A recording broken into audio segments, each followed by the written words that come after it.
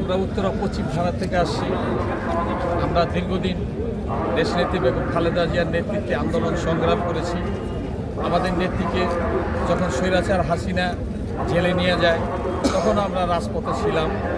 আমি, আমার সাথে রতন ভাই, আমরা দুজন আন্দোলন সংগ্রামে ছিলাম। আমরা একটা কথাই বলেছিলাম, বহুদলীয় গণতন্ত্রের মা দেশনেত্রী বেগম খালেদা জিয়ার মুক্তি যতদিন পর্যন্ত না হবে ততদিন পর্যন্ত আমরা রাজপথ ছাড়ব না। তা আমরা বিভিন্ন সময় এই স্লোগান দিয়েছি, এমনকি বিভিন্ন সমাবেশে আমরা অংশগ্রহণ করেছি। আমরা একসময় মশাল মিছিল করতে গিয়ে অ্যারেস্ট হয়েছি। অ্যারেস্ট হওয়ার পরে জেলে ছিলাম। আমাদের নেতা ছিল এস.এম. জাহাঙ্গীর সাহেব।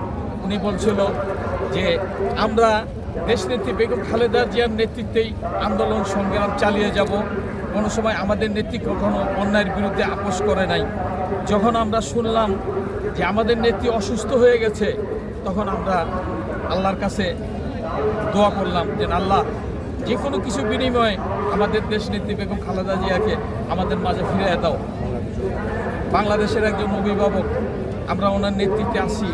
উনি যখন শহীদ রাষ্ট্রপতি জিয়াউর রহমান সাহেব শাহাদাত বরণ করলো তখন আমাদের এই দলের হাল ধরার মতো কেউ ছিল না। রাষ্ট্রপতি আবু সাত্তার ছিল, সাত্তার থেকে স্বৈরাচার এরশাদ জোরপূর্বক ক্ষমতা ছিনিয়ে নিয়েছিল। তখন আমাদের দেশনেত্রী বেগম খালেদা জিয়া এই দলের হাল ধরছিল। ওনার নেতৃত্বেই আজকে সারা বাংলাদেশে 18 কোটি মানুষ আন্দোলন সংগ্রামে ঝাঁপায় পড়ছে। স্বৈরাচার এরশাদের পতনের পরে উনি বহুদলীয় গণতন্ত্র প্রতিষ্ঠাতা করেছিল। এই গণতন্ত্রের মা আজকে আমাদের মাঝ থেকে হারিয়ে গেছে। আমরা তার জানাজায় শরীক হতে পারছি, এর জন্য আমরা আল্লাহর কাছে লাখো কোটি শুকরিয়া আদায় করছি।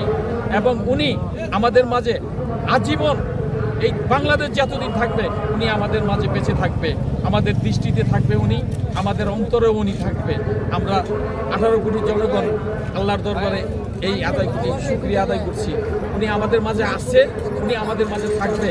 ওনার নেতৃত্বেই আমরা আন্দোলন সংগ্রাম করেছি, ভবিষ্যতে আগে এখনও করব।